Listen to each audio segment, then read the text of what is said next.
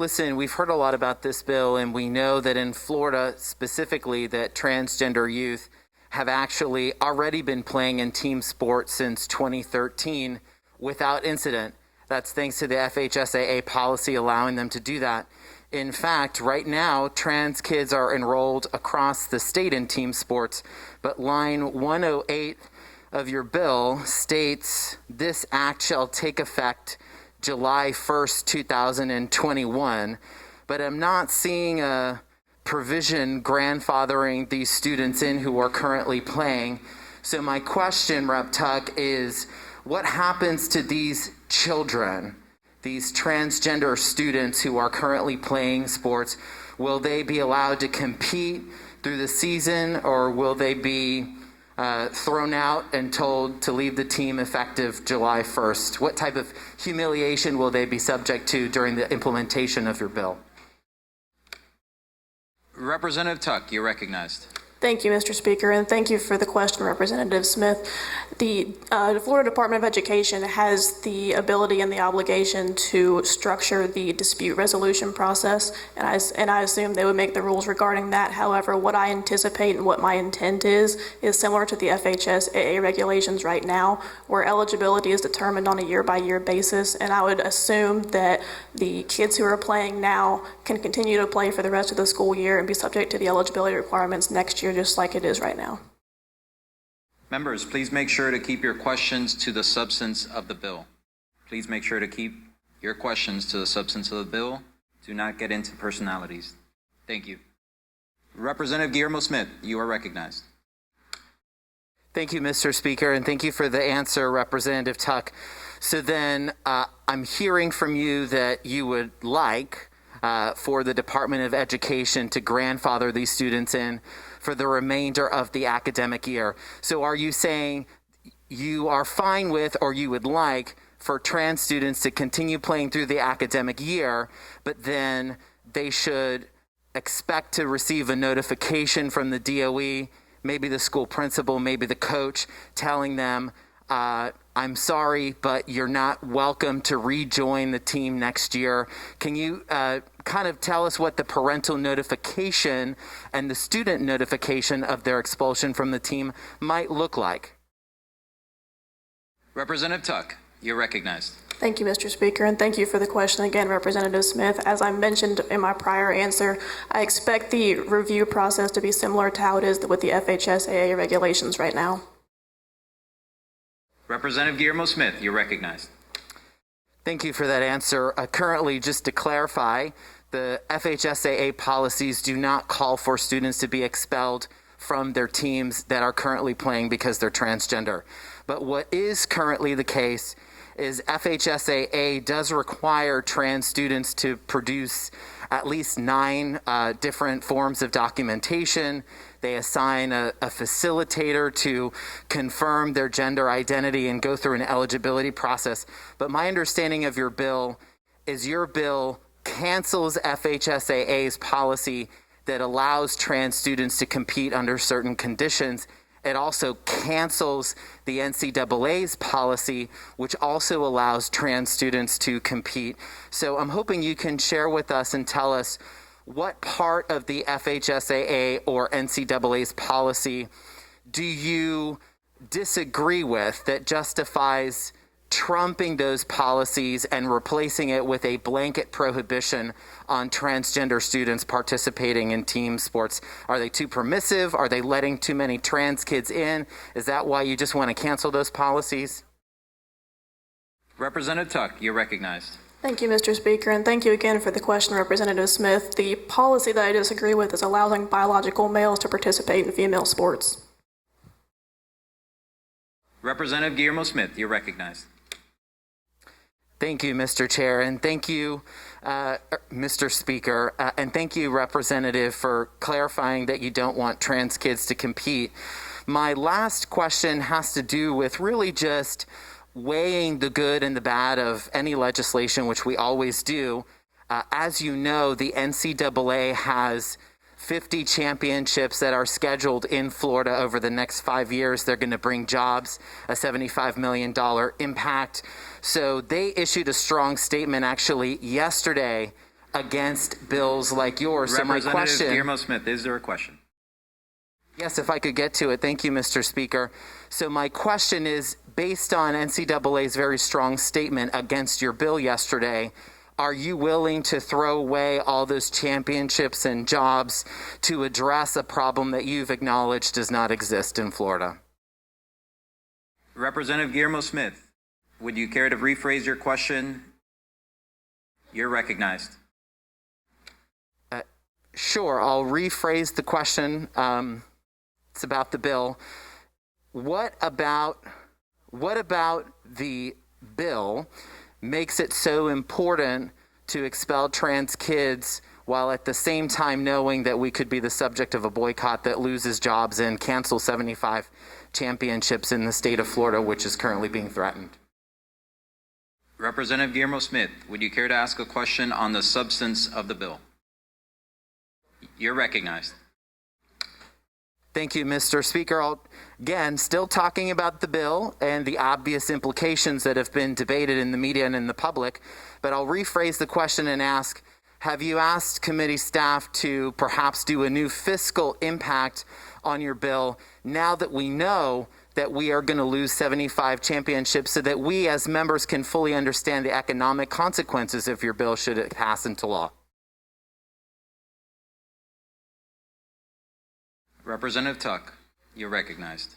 Thank you, Mr. Speaker, and thank you again for the question, Representative Smith. Number one, the economic impact of this is all speculative. Number two, I'd like to point you to the NCAA Office of Inclusion guidance, where on page 10, some of the guiding principles specifically relate to the integrity of women's sports should be preserved and it should be based on sound science. The policy that NCAA put out yesterday says that this is an evolving science, and until that case, I think we need to be more concrete in our guesses. Representative Guillermo Smith, you're recognized. Thank you, Mr. Speaker. Final question. Have you introduced any amendments to address the very real concerns that have been brought forward in committee about the disruptive and harmful impact this will have on vulnerable transgender youth? Representative Tuck, you're recognized. Thank you, Mr. Speaker, and thank you for the question, Representative Smith. I'm assuming you're referring to some of the comments that were made regarding transgender teen suicide. And to be clear, my bill is not stopping anybody from playing sports. We are simply asking that you play on the team that relates to your biological gender. Members' time having expired on questions, we now go to amendments. Are there amendments? On the desk, Mr. Speaker. Read the first amendment. Representative Smith C. offered the following amendment with title amendment, barcode 600961. Remove lines 43 to 69 and insert an amendment. Representative Guillermo Smith, you're recognized to explain your amendment. Thank you, Mr. Speaker. Members, this amendment does a number of things, and I know that I've heard a lot of concerns from members of the House about transgender students competing in team sports. I don't agree with those concerns. I don't share them. But I wanted to bring an amendment forward that at least addresses those concerns in a fair and balanced way. What we've done here with this amendment is we are removing lines 43 to 69. These lines are being removed because I don't think it makes sense to allow for a blanket prohibition on transgender girls being able to compete in girls' teams. So what we're replacing that with is we are replacing that blanket prohibition on trans students competing instead with a policy that mirrors, actually is the policy and a codification of the policy of the FHSAA. Remember, that's the Florida High School Athletics Association. That policy is an important one for you to understand. We're codifying that policy. What that policy allows is for trans students to be able to participate in team sports under certain conditions. They are required to submit at least 9 forms of documentation then the FHSAA will assign a gender identity eligibility review process on a case-by-case basis, and the student would be given a pathway to participate in high school athletics. We're codifying that policy here in the law. The second part of my amendment codifies the NCAA policy right now for collegiate level athletes. That policy actually includes basically requiring transgender students to go through HRT therapy, testosterone blockers, and hormone blockers for a period of 1 year before they are eligible to compete. Again, this is a requirement that trans students would have to meet in order to compete at the collegiate level under my amendment. What the amendment also does is the amendment actually just completely carves out elementary and middle school aged children from the bill. That is the amendment. Having explained the amendment, are there questions of the sponsor? Are there questions of the sponsor? Representative Escamani, you're recognized. Thank you so much, Mr. Speaker. And thank you so much, Representative Smith, for bringing what is an effort of compromise with an amendment. My first question for you is, does this amendment allow any transgender student athlete to play at any grade level, or does it require certain criteria to be met in order to play? Representative Guillermo Smith, you're recognized. Thank you for the question, Representative Escamani. No, my amendment does not allow any trans student to compete at any level, regrettably, because it's a compromise amendment. It does allow for elementary age and middle school transgender children to be able to compete and be on team sports. But for high school, because I think that there is some concern that high school aged students are at some sort of so-called advantage. And so we're codifying the FHSAA's standards for eligibility here for high school, as well as those very rigorous requirements for trans students to be able to compete at the collegiate level. We're codifying both of those. So we're not just allowing any trans student to compete, regrettably. This is a compromise. Representative Escamani, you're recognized. Thanks so much, Mr. Speaker. Thanks, Rep. Smith. I asked this question the bill sponsor, but just talking about actual evidence, recorded complaints, I'm curious if you know if FHSAA or NCAA standards on transgender inclusion in sports has ever created any problems or resulted in any complaints filed with those specific organizations. Representative Guillermo Smith, you're recognized. Thank you, Mr. Speaker, and thank you, Representative Escamani, from the question. To answer your question very clearly, no.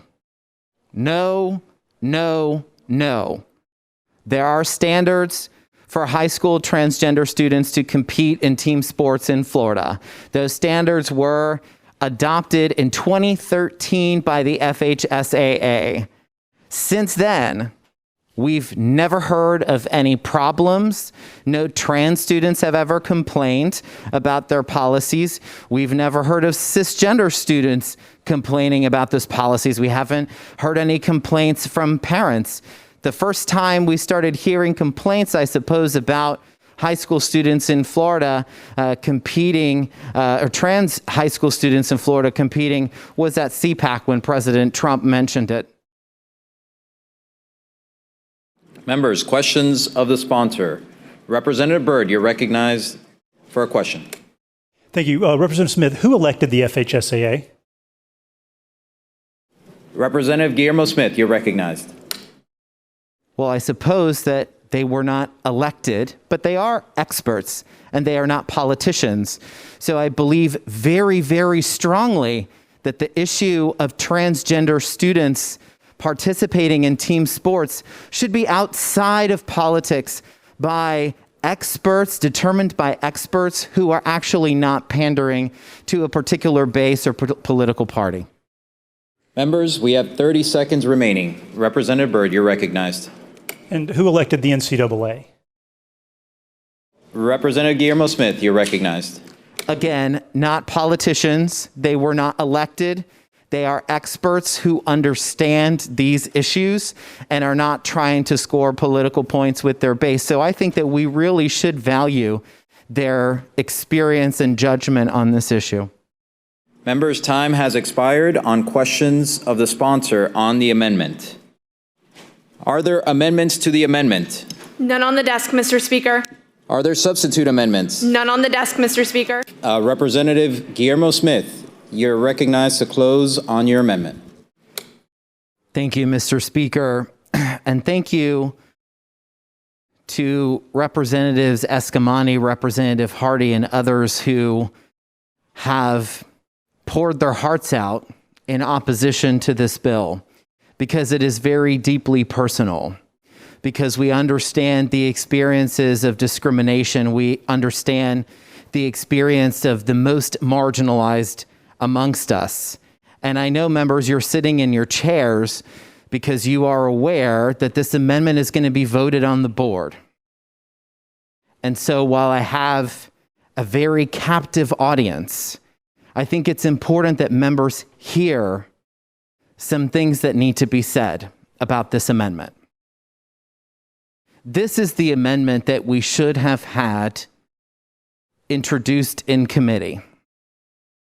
Members have brought forward concerns about transgender children. Children. Let's acknowledge that we are talking about children competing in team sports. We've not had any problems. Trans kids have been playing in team sports in Florida since 2013 without incident. And members have come to me and said, Carlos, can't you acknowledge that there are some biological differences between boys and girls, and therefore we need to adopt this bill? Well, I'm going to give you a very clear answer. What we have in this amendment is policies and standards to fairly allow for transgender student athletes to participate at the high school and collegiate level. Do we need to address elementary and middle school levels? No. No, we do not need to address the epidemic of transgender children playing in sports in elementary school and middle school, which is why I've completely carved out elementary and middle school from the bill, because it's absolutely absurd. These children have not gone through puberty. Well, what happens after they go through puberty? What are we going to do about those trans kids? Members, the amendment is right in front of you. We are going to codify the FHSAA policy, which, by the way, I'm not crazy about. I'm not crazy about the FHSAA's policy, which is why it's a compromise that I would introduce an amendment to codify in statute the policy that requires high school students to disclose to the FHSAA their gender identity, to submit at least 9 documents talking about the different medications that they're on, including hormonal prescriptions, so that a staffer from FHSAA can determine whether or not they are eligible to play. That's a concession. Adopting the NCAA standards requiring for athletes to go ahead and be on HRT, hormone blockers, and testosterone blockers for a year. That is a concession. We were told that, well, this is not a prohibition because transgender kids can still play on team sports. I call BS. Here's why. Transgender girls are girls. They live their lives as girls. They look like girls. They go to the girls' restroom. And yes, they play on girls' teams. It is not a fair concession to say, oh, well, the trans girls can still play. They can play on the boys' team. It's like saying, like we said years ago when the bill was introduced here, oh, trans people can use public restrooms. The trans women can go to the men's room. We're not banning them from using public restrooms. Members, this is absurd. You know it's absurd. You don't have to vote for this bill. But if you vote for this amendment, at minimum, you can at least rest assured that there was some compromise involved and some balance adopted in the bill when we allowed for discrimination to be prohibited and for fairness to be ensured. Otherwise, the underlying bill simply cancels these policies that we've been using successfully and replaces them with a blanket prohibition on trans students being able to participate. Please vote yes. Follow your hearts and support me on this amendment. Thank you. Having closed on the amendment, all those in favor of the adoption of the amendment say yay. Yay. All opposed, no. No. And so the amendment fails. Seeing 5 hands, the clerk will unlock the machine and the members will proceed to vote. Have all members voted? Have all members voted? Have all members voted? The clerk will lock the machine and announce the vote. 39 yeas, 77 nays, Mr. Speaker. Show the amendment fails. Read the next amendment. Thank you, Mr. Speaker. And a reminder to members, we're going on the board for this very important amendment. So I hope folks can pay attention for long enough to understand the consequences of this vote. And why? Why am I bringing this amendment forward? I will tell you. Republican members of this chamber asked me for this amendment. They asked for it. I lobbied Republican members of the House who I knew have been on the side of LGBT people for years. I told them about the horrors of this bill. I told them we are not grandfathering any kids in who are playing now. They will be expelled from the team. How can we do this to them? They said, can't we grandfather them in? Bring the amendments.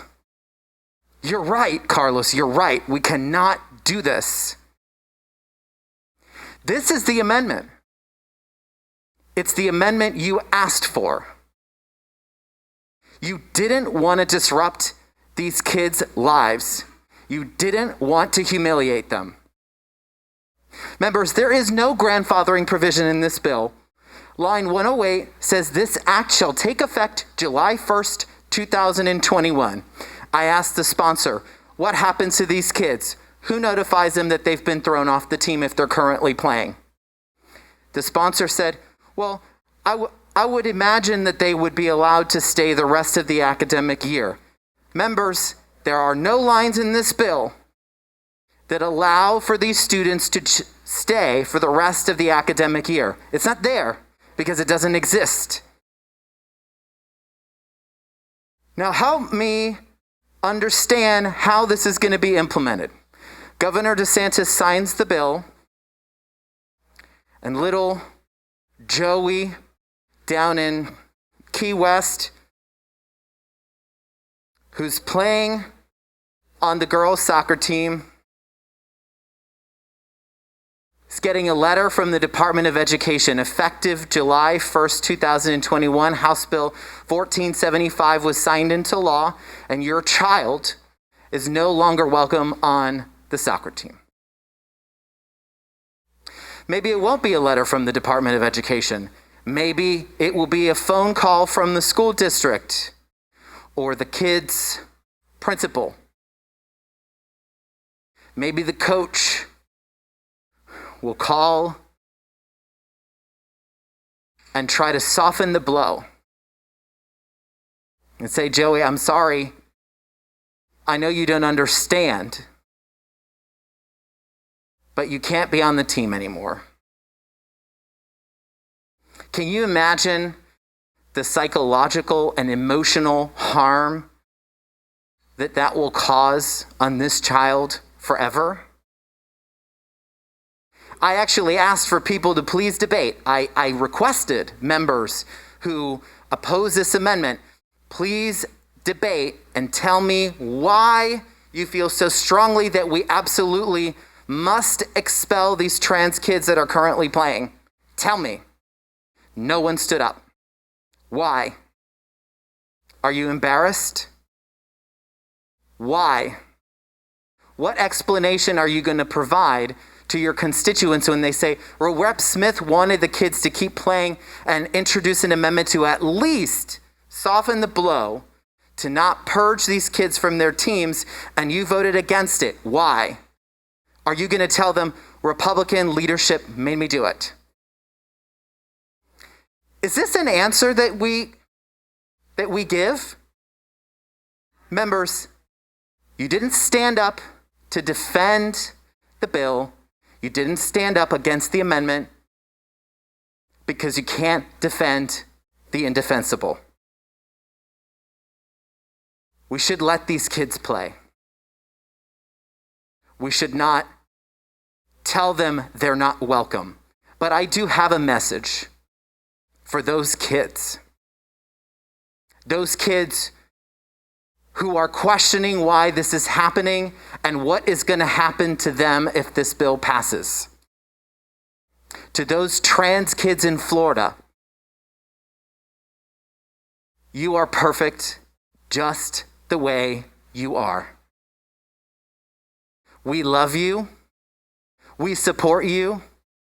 Don't ever change, no matter what Tallahassee politicians say.